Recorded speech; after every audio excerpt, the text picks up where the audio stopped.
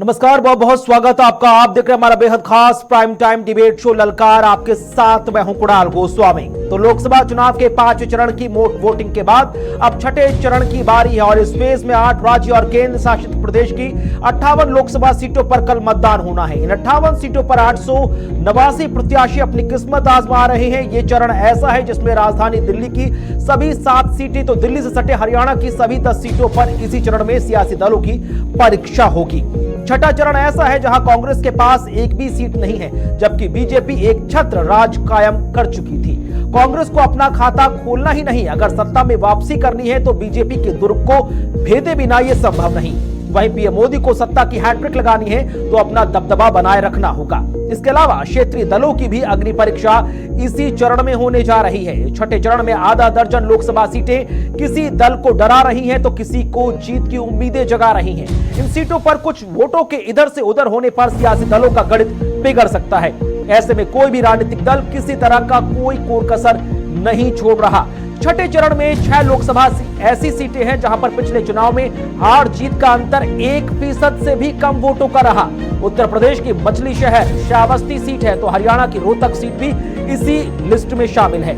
इसके अलावा उड़ीसा के संबलपुर और पुरी सीट है तो पश्चिम बंगाल की झारग्राम भी 2019 में इनमें से 4 सीटें बीजेपी जीतने में कामयाब रही तो एक सीट पर बसपा और एक सीट पर बीजेडी ने जीत दर्ज की।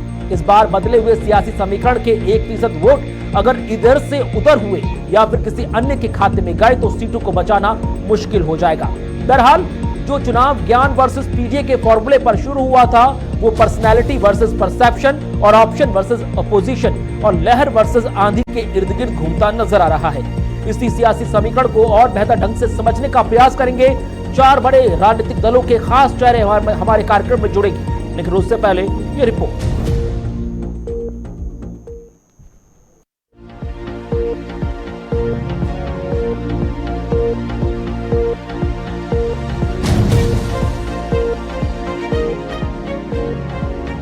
अब छठे चरण की बारी, किसकी कितनी तैयारी। चुनावी रण में मेनका, महबूबा, कन्हैया कुमार, किसका होगा बेड़ा पार, किसका होगा भंटाधार। छठे चरण में 889 धुरंधर, 92 महिला उम्मीदवार। कल 8 राज्यों की 58 सीटों पर होगा मतदान। 5 चरणों के मतदान के बाद अब छठे चरण के मतदान की तैयारियां पूरी कर ली गई हैं और 8 राज्यों के 58 सीटों पर छठे चरण के लिए मतदान होना है, जिसको लेकर चुनाव आयोग की ओर से खास तैयारियां भी कर ली गई हैं ताकि किसी को कोई दिक्कत ना हो सके। छठा फेज, 7 राज्यों और 1 केंद्र शासित प्रदेश की 58 सीटें। अनंतनाग राजौरी सीट पर तीसरे फेज में चुनाव होना था, लेकिन इसे स्थगित कर दिया गया था। अब यहां छठे फेज में वोटिंग है। 3 केंद्रीय मंत्री धर्मेंद्र प्रधान, कृष्णपाल गुर्जर, राव इंद्रजीत सिंह मैदान में है। महबूबा मुफ्ती, मनोहर लाल और जगदंबिका पाल भी चुनावी रण में उतरे हैं। मनोज तिवारी, मेनका गांधी, नवीन जिंदल, बांसुरी स्वराज, संबित पात्रा, राज बब्बर, निरहुआ भी आजमा रहे हैं अपनी किस्मत। 889 कैंडिडेट्स, इनमें 797 पुरुष और 92 महिला उम्मीदवार हैं। 889 उम्मीदवारों में से 183 उम्मीदवारों पर क्रिमिनल केस दर्ज है। 39% यानी 343 उम्मीदवार करोड़पति हैं। इनके पास 1 करोड़ या उससे ज्यादा की संपत्ति है। केवल 1 उम्मीदवार ने अपनी संपत्ति 2 रुपए बताई है। सबसे अमीर प्रत्याशी हरियाणा के कुरुक्षेत्र से नवीन जिंदल हैं। उनके पास 1241 करोड़ रुपए की संपत्ति है। 5वें फेज तक 429 सीटों पर मतदान हो गया है। 25 मई तक कुल 487 सीटों पर मतदान पूरा हो जाएगा। आखिरी और 7वें फेज में 56 सीटों पर वोटिंग होनी है। 5वें फेज तक 429 सीटों पर मतदान हो गया है। 25 मई तक कुल 487 सीटों पर मतदान पूरा हो जाएगा। आखिरी और 7वें फेज में 56 सीटों पर वोटिंग होनी है, लेकिन छठे चरण में बीजेपी के सबसे ज्यादा 51 उम्मीदवार हैं।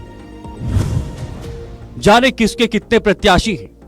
बीजेपी के 51, कांग्रेस के 25, सपा के 12 और टीएमसी के 9, बीजेपी के 6, आम आदमी पार्टी के 5, आरजेडी के 4, तो छठे चरण का मुकाबला भी बड़ा दिलचस्प है, क्योंकि 58 सीटों पर कई हॉट सीटें हैं जिन पर कई धुरंधर अपनी किस्मत आजमा रहे हैं। ऐसे में पिछले चुनाव 2019 का सियासी समीकरण भी जान लेते हैं। 2019 का समीकरण: बीजेपी 40 सीटें जीती, बसपा 4 सीटें जीती, बीजेडी 4 सीटें जीती, जेडीयू 3 सीटें जीती, टीएमसी के पास 3 सीटें गई, सपा 1 सीट पर विजयी हुई, एलजेपी ने 1 सीट जीती और आजसूसी 1 सीट जीती, एनसी के पास 1 सीट और कांग्रेस और आम आदमी पार्टी ने खाता तक नहीं खोला था। लोकसभा चुनाव के छठे चरण के लिए सभी दलों ने अपनी अपनी पूरी ताकत झोंक दी है और अब उनकी किस्मत कल ईवीएम में कैद हो जाएगी। ऐसे में देखना होगा कि आखिर शनिदेव और जनता जनार्दन अपनी कृपा किस पर बरसाते हैं और एक बार फिर कमल खिलाते हैं या फिर इंडिया गठबंधन को देश सेवा का मौका देते हैं। ये तो आने वाली 4 जून ही तय करेगी। News desk.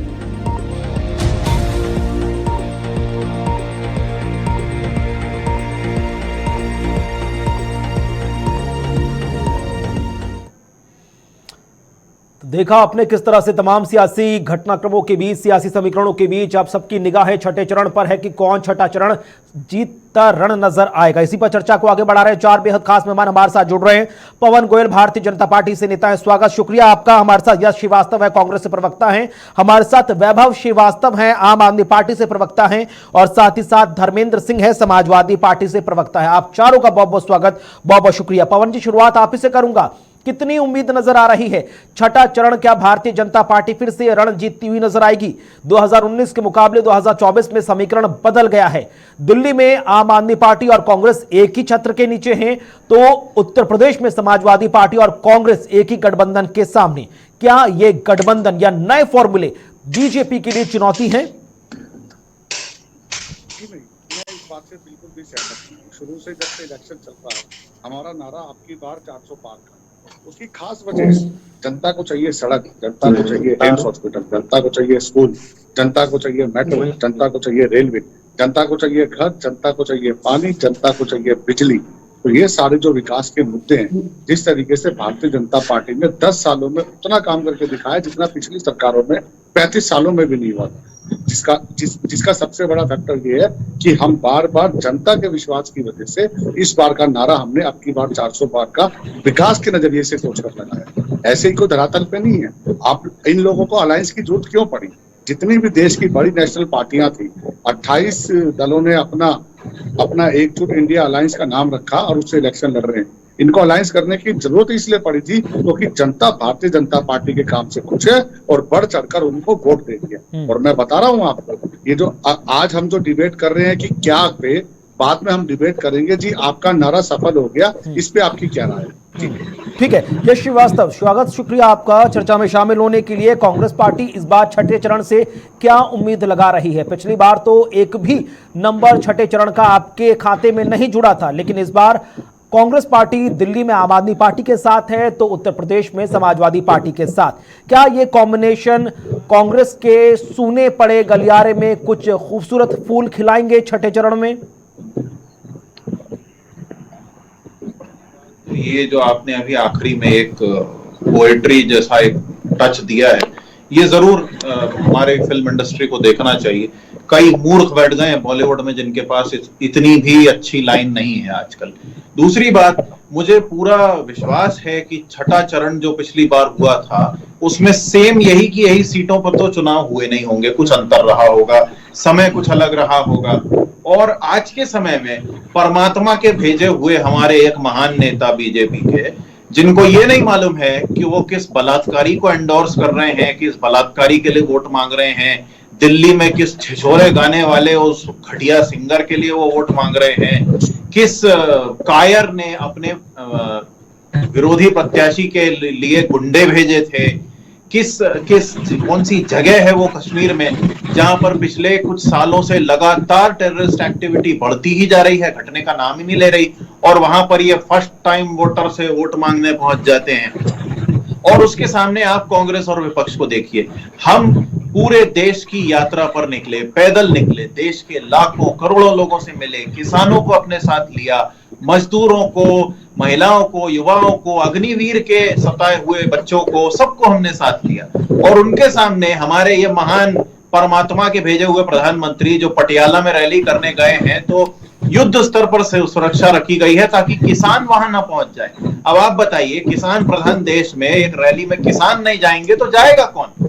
वहां भी एक रजत शर्मा बिठाएंगे डॉल्फिन की तरह मुस्कुराने को, शायरी सुनाने को, ठीक है विवाह सर, पत्र सुनाने को। वहां ये जो चमचक हुआ नहीं है, उसके मैं बोल लेके रहा सर हूं। हम अपनी कुणाल जी, चर्चा में ये मैं समय नहीं बोल खराब रहा हूं। करेंगे ना। नहीं नहीं यस नहीं, जी। मुझे बोलने दीजिए, मैं बोल रहा हूं ना। XYZ मैं चैनल मेरे पे समय जो में बोल हुआ, रहा हूं। जिसके साथ हुआ, वो चीज डिफरेंट है, अरे उसके तो लिए मैं सोशल आपकी मीडिया पर थोड़ी हम देख शिकायत रहे कर हैं। रहा हूं। नहीं नहीं कुणाल जी, मैं आपसे कोई शिकायत नहीं कर रहा हूं, लेकिन मुझे जो यहां बोलना है मैं बोलूंगा। एक नागरिक होने के नाते, एक हिंदू होने के नाते, एक कांग्रेसी होने के नाते मेरा हक है कि मैं इस देश के फालतू बातें करने वाले प्रधानमंत्री और उनकी चाटुकारिता करने वाले पत्रकारों को ठीक है, कहीं अब भी अपने बोलूं। मुद्दे पर आते हैं। और कौन बीजेपी कितना के ज्यादा जो बोल रहा है, गोयल कौन वहां पर कितना बैठे फेंक हुए रहा है, हैं, सुनिए, कौन सुनिए। वास्तविक आंकड़ों के साथ है, इसको जनता पर छोड़ देते हैं। लेकिन अब मुझे ये बताइए जनता थोड़ा पर सा, नहीं, ये हम नहीं, सबकी आप जिम्मेदारी है नहीं, कुणाल जी। आपने ये बोला हम कि सबकी हमने भारत जिम्मेदारी जोड़ो है कि यात्रा, हम इस भारत झूठ जोड़ो को न्याय यात्रा बोलें। की, आपको चार उसका चमचे लाभ जब बैठ कर्नाटक जाते में, हैं। तेलंगाना में, हिमाचल में मिला, नो डाउट। लेकिन क्या भारत जोड़ो यात्रा या भारत जोड़ो न्याय यात्रा अब 2024 के लोकसभा चुनाव में वही चीजें लेकर आएगी, वही खुशखबरी कांग्रेस के दामन में लेकर आएगी जिसके लिए कांग्रेस 10 साल से इंतजार कर रही है क्या? या यहां पर अभी सेल्फ डाउट है? कुणाल जी, हमें कोई भी डाउट नहीं। हमने 2 यात्राएं की, हमारे पास करोड़ों लोगों का हार्दिक समर्थन है जो उन्होंने खुद बोलकर अपने हाथों से हमारे हाथों को थाम कर दिया है। अब बात आती है कि चुनाव के नतीजों में पिछले कुछ समय से चुनाव आयोग के संदर्भ में जो बातें उठ रही हैं, जो कोर्ट में चुनाव आयोग दलीलें दे रहा है और उसके बचाव में जो सबसे पहले भाजपा वाले कूद रहे हैं, उन सबको जोड़कर देखा जाना चाहिए। फिर भी हमें पूरा विश्वास है कि जनता अब इस झूठ को और इस स्वयंभू भगवान बताने वाले ठीक है। आदमी को अब नहीं झेलना चाहती है। जनता अब न्याय चाहती है। और जो मैं कहना चाहता था वो मुझे कहने दीजिए। किसी पत्रकार को या किसी चमचे को जो आम काट के खाने चूसने की बातें कर रहा है, उससे हमें डरने की कोई जरूरत नहीं है। अगर आप चमचागिरी के दम पे वोट मांगेंगे तो आपको सर शायद देखिए, फर्जी 2-4 लोकसभा लोगों की चुनाव में तालियां मिल जनता जाए, लेकिन जनार्दन है, समर्थन कोई नहीं किसी का मिलेगा। कितना भी PR कर ले, लेकिन ग्राउंड जीरो पर जो रियलिटी है उसी के आधार पर वोट पड़ते हैं। और मैं सबसे ग्राउंड दुनिया का कुणाल जी, सबसे मैं ग्राउंड खास और रियलिटी की सबसे बात करना बेहतर चाहता लोकतंत्र हूं। है। अगर आप मुझे भी अनइंटरप्टेड सुने, जैसे आप पवन गोयल को सुन रहे हैं, तो ग्राउंड रियलिटी यह है कि दिल्ली के चुनाव में पिछली न्यू ईयर ईव यानी 2022-23 की न्यू ईयर ईव में बीजेपी के एक आदमी ने कार से घसीट के एक लड़की की हत्या की है। उसी दिल्ली में एनसीआरबी के अनुसार क्राइम रेट बढ़ गया है, जबकि पुलिस और प्रशासन जो है वो भाजपा के कंट्रोल में है।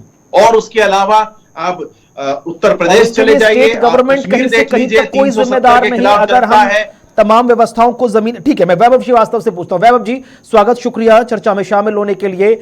अग्नि परीक्षा है आम आदमी पार्टी की, 7 सीटों पर आप चुनाव लड़ रहे हैं। 2014, 2019 शायद वो फल नहीं लेकर आए, लेकिन जो फॉर्मूला अब अपनाया गया है 2024 में, ये फॉर्मूला अगर 2014 में अपनाया होता, कांग्रेस और आम आदमी पार्टी साथ होती, तो आपका वोट परसेंटेज 2 से ज्यादा था। उनका 46 था, आप लोग का 48 हो गया होता।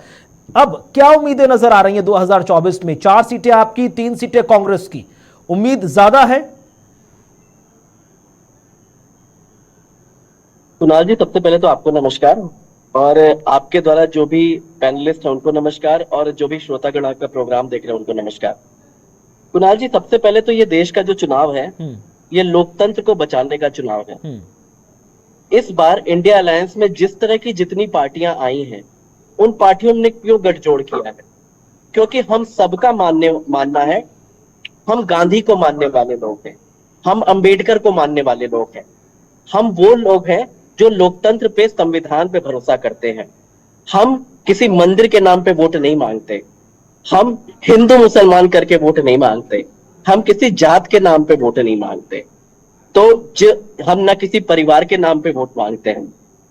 तो इस बार सभी उन लोगों के बीच, 2 लोगों के बीच चुनाव है, एक जो संविधान मानते हैं और एक जो संविधान नहीं मानते हैं। मोदी जी ने जब से अपना चुनाव प्रचार शुरू किया है, चाहे दिल्ली में चाहे देश में, उन्होंने हर दिन भ्रष्टाचार की बात की, हर दिन परिवारवाद की बात की, हर दिन बात की नैतिक मूल्यों की, संविधान की।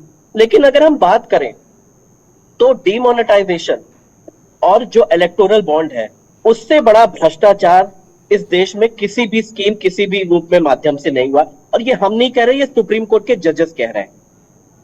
दूसरी बात, वो बात करते हैं परिवारवाद की। बीजेपी ने नरेंद्र मोदी जी के नेतृत्व में सारे परिवार वालों को, सारे भ्रष्टाचारियों को इकट्ठा करके बीजेपी में एक कर दिया है और फिर बीजेपी से टिकट दे दी है। चाहे वो अजित पवार हो, चाहे वो छगन भुजबल हो, चाहे वो अशोक चौहान हो, चाहे वो हेमंत बिश्व शर्मा हो। तो जितने भ्रष्टाचारी हैं, बीजेपी ने कहा है कि अब बाहर मत रहो, हमारी पार्टी में आ जाओ। तो इसलिए बीजेपी का भ्रष्टाचार, बीजेपी का मैं थोड़ी और लंबी कर सकता हूं। 2014 के बाद से जो नाराज युवा पीढ़ी या फिर वयस्क पीढ़ी थी भिन्न भिन्न पार्टियों की, वो एनडीए में शामिल हुई। लेकिन मेरे एक सवाल का जवाब दीजिए वैभव जी। आपने कहा कि लोकतंत्र को बचाने की मुहिम के तहत हम सब गठबंधन में चुनाव लड़ रहे हैं। तो ये लोकतंत्र सर पंजाब में क्यों नहीं बचाया जा रहा, जहां पर पंजाब में कांग्रेस और आम आदमी पार्टी आमने सामने? लोकतंत्र सिर्फ दिल्ली में बचाया जाएगा एक साथ लड़कर? देखिए कुणाल जी, बहुत स्पष्ट है। पंजाब की दृष्टि, पंजाब की अगर हम बात करें, स्टेट की बात करें, वहां प्रमुख पार्टियां हैं आम आदमी पार्टी और पंजाब। हमने, हमारे द्वारा या हमारे किसी भी नेता के द्वारा हमने ये कभी नहीं कहा कि हमारे साथ स्टेट लेवल पे या कांग्रेस के साथ इश्यूज नहीं है। हमारे कुछ कुछ मनभेद होंगे, कुछ कुछ चीजों पे हमारी विचार एकजुट एक नहीं है, इस सत्य है ये बात।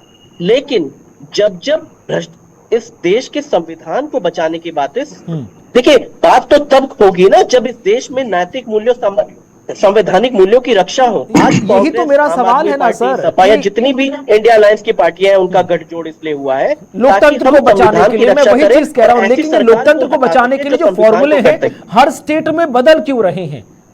मैं वही तो सवाल है कि लोकतंत्र को बचाने के लिए जो कॉम्बिनेशन है वो बदल रहे हैं।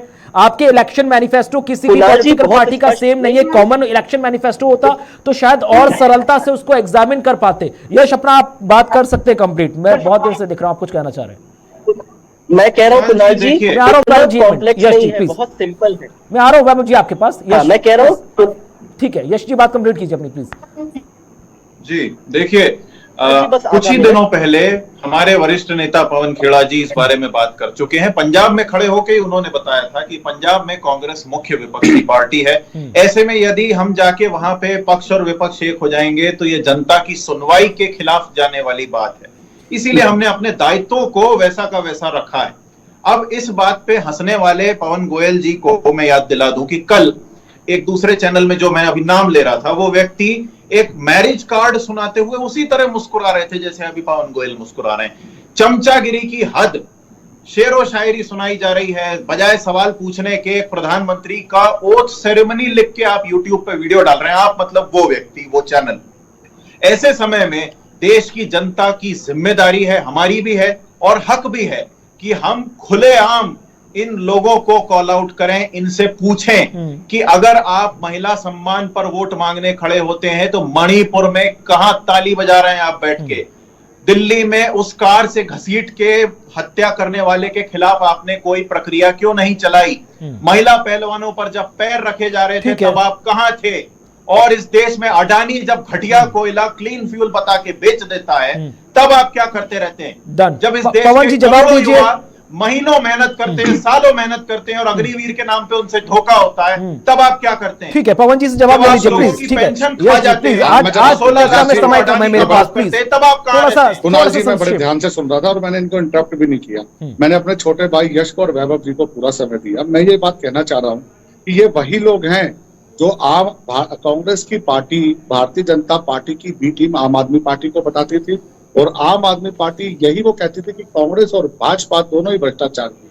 अब ये दोनों एक्सपोज हो गए हैं कि दोनों एक जैसे ही हैं और भारतीय जनता पार्टी की ये नहीं, ये मूर्खतापूर्ण बातें बीच में नहीं बैठे हम यहाँ पे गोयल जी। यश जी बिल्कुल गलत बात हो तो है। दीजिए। मैं आपके बीच में बिल्कुल नहीं बोला था, प्रज्वल बिल्कुल आप रेवन्ना के डरो लिए नहीं। वोट मैं मांगते हैं आपकी आप पोल लोग। खोलने लगा तो डर नहीं, गए। कुणाल जी मैंने आप इनको इंटरप्ट प्रज्वल किया। रेवन्ना के लिए आप वोट भी मांगते बिल्कुल हैं, आप आपने बेटर फिर तरीके मैंने से जो आप कहा है बोल उस रहे पर हो। जवाब हो तो आप दीजिए। बोल रहे थे, मैं ये बीच अपना में नहीं बोल संकेत रहा बना मत था। बताइए अगर यहाँ मैं पे। बोलता तो आपकी बात पूरी ना होती। अगर मैं बोलता तो आपकी नहीं, बात बहुत पूरी ना अच्छा होती। किया मैंने आपने, बड़े नहीं शांति बोले, से आपके सुना। पास बोलने के गलत लिए बात कुछ है है नहीं। ये एटिकेट्स नहीं है। आप आपसे मैंने नेशनल जो चैनल पे सवाल बैठे किए हो, हैं, उनका जवाब आप नेशनल दीजिए। चैनल पे ये बैठे हो और पार्टियों आप का बीच में मेरे को समीकरण बोलने हमें नहीं मत दे रहे। बताइए। ये गलत आप तरीका 38 है। दलों अगर का मैं भी आपकी गठबंधन बात ना लेके बोलने बैठे देता हुए तो हैं। फिर 38 दल पवन गोयल जी, देखिए ये 38 कांग्रेस दल हैं वही आपके। पार्टी है जो 38 आज तक दल हैं पोलियो का आपके, टीका नहीं लगा और पाई नरेंद्र और मोदी अब 220 करोड़ वैक्सीन बोलने पे लगे हैं। सवाल उठाती है। ये JP वही कांग्रेस नड्डा पार्टी बोलते हैं है कि हमें जो RSS एक की एम्स जरूरत बनाती नहीं थी, है। एक एम्स के अलावा दूसरा एम्स नहीं बना पाई। आज देश में 24 और एम्स आपने है। आज ये दरभंगा वही एम्स कांग्रेस बनाया पार्टी है। है जो 12 किलोमीटर सड़क तो बनाती थी लेकिन उसके बाद ढेर आती थी। ठीक आज है। 36 किलोमीटर सड़क है। ये वही कांग्रेस पार्टी है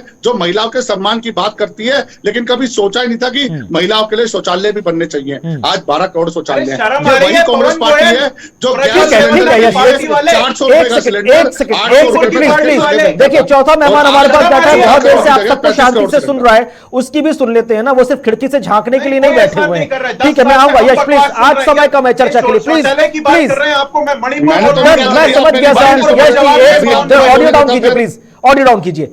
ठीक है, धर्मेंद्र जी, समाजवादी पार्टी का रिप्रेजेंटेशन इस छठे चरण में काफी महत्वपूर्ण है। यूपी की जिन 14 सीटों पर चुनाव लड़ा जा रहा है उनमें से एक सीट 2019 में समाजवादी पार्टी के खाते में आई थी, आजमगढ़। लेकिन इस बार जहां से वो अखिलेश यादव जीते थे, अब वो कन्नौज से चुनाव लड़ रहे हैं। धर्मेंद्र चुनाव लड़ रहे हैं वहां से। कितनी श्योरिटी नजर आ रही है कि इस बार माहौल आपके पक्ष में बना हुआ है? हम तो देख रहे थे ना कि अरविंद के अखिलेश यादव जी का और राहुल जी का एक वीडियो वायरल हुआ जहां पर कह रहे हैं कि भाई 80 में से 79 सीटें हम जीत रहे हैं, एक क्योटो पर हमारा कंपटीशन है। तो जब 79 सीटों की आप बात कर रहे हैं तो मैं सब कुछ तो आप ही ने फिर अपने पास रख लिया। तो अश्योर होकर चल रहे हैं कि जो पिछली बार नंबर 1 आया था इन 14 में से, अब बढ़ जाएगा वो? धर्मेंद्र जी, आवाज पहुंच रही है आप तक? शायद उन तक आवाज नहीं पहुंच रही। ठीक है, वैभव जी, आप बहुत देर से हाथ उठा रहे थे, अपनी बात पूरी कर सकते हैं। सर मैं बोल नहीं पाया था। ठीक, मैं आ रहा हूं। मेरी बात ठीक है, मैं आ रहा हूं पवन जी सिंह। हाँ धर्मेंद्र जी, आवाज पहुंच रही है? कुणाल जी, हाँ। कुणाल जी, सवाल ये नहीं है कि मुझको पिछली बार एक सीट आई थी। सवाल ये है कि 2014 और 2019 में भारतीय जनता पार्टी के नेता और देश के वर्तमान प्रधानमंत्री जब आते थे मंचों पर और जनसभाओं में, तो अपने घोषणा पत्र को लेकर के आते थे। महंगाई पर, बेरोजगारी पर मार की बात करते थे, भ्रष्टाचार समाप्त करने की बात करते थे, माँ गंगा को साफ करने की बात करते थे, आधी आबादी को उनका हक दिलाने की बात करते थे, किसान की आय दोगुनी करने की बात करते थे।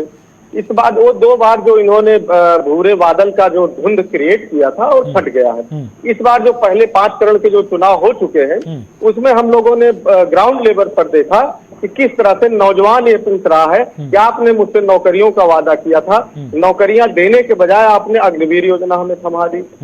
किसान पूछ रहा है कि आपने कहा था कि आय दोगुनी कर दूंगा और किसान को झुंझुना थमा दिया।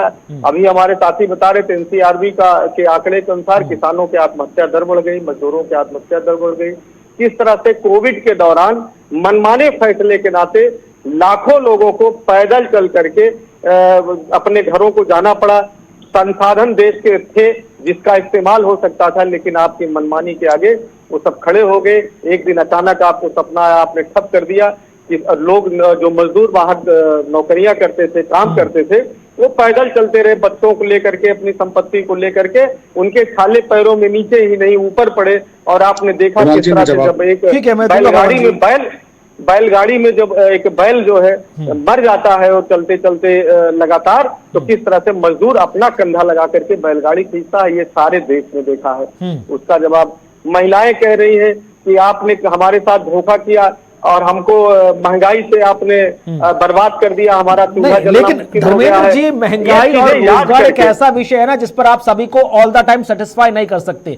जितना आप देते जाएंगे लोगों के अंदर एक्सपेक्टेशंस बढ़ती जाएंगी। और रही बात भ्रष्टाचार की या व्यवस्थाओं की, तो यही मुद्दे लेकर आप 2014 में भी गए थे, 2017 में भी गए थे, 2019 में भी गए थे, 2022 में भी गए थे, लेकिन जनता उस हिसाब से आपको वो मेरी बात पूरी हो जाने रिस्पॉन्स नहीं दे रही ना। मेरी बात आपने पिछले 3 चुनाव 2017, 2019, 2022 तीनों अलग अलग फॉर्मूला के साथ लड़े, कभी सपा, कभी बसपा, कभी कांग्रेस और कभी इंडिपेंडेंट, लेकिन इस बार ये फॉर्मूला कैसे काम कर रहा है सर?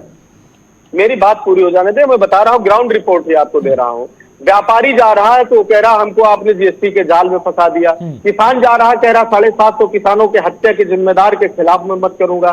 देखिए, बेरोजगारी और महंगाई और भ्रष्टाचार की बात हम नहीं कर रहे हैं। अभी तो आपने कहा कि हम बेरोजगारी, भ्रष्टाचार और महंगाई के मुद्दे को लेकर आम जनता के बीच जा रहे हैं, किसानों की आप बात कर रहे हैं सर, किससे नहीं छुपा है समाजवादी पार्टी की सरकार में किस तरह से जो किसानों की गन्ना मिली थी वो महीनों तक बंद पड़ी रहती थी, अरे आप बकाया पड़ा रहता था। ठीक है, मैं लौटूंगा सर आपके पास, आज मेरे पास समय कम है। ठीक है, नहीं, आपने सवाल किया है, मेरा जवाब ले लीजिए। गन्ना किसानों में भारतीय जनता पार्टी 2022 के चुनाव में 14 दिन में किसानों का भुगतान करेंगे, नहीं तो पेनाल्टी देंगे। एक भी किसान को पेनाल्टी दिया और बताएं, मैं जो एक भारतीय जनता पार्टी के वैभव जी को सुन लीजिए प्लीज। ठीक है सर, ठीक है, आज समय कम है मेरे पास, गिनती के शेष मिनट बचे हुए हैं। वैभव जी अपनी बात संक्षेप में पूरा कीजिए, फिर मैं यश जी को, पवन जी के पास जाऊंगा।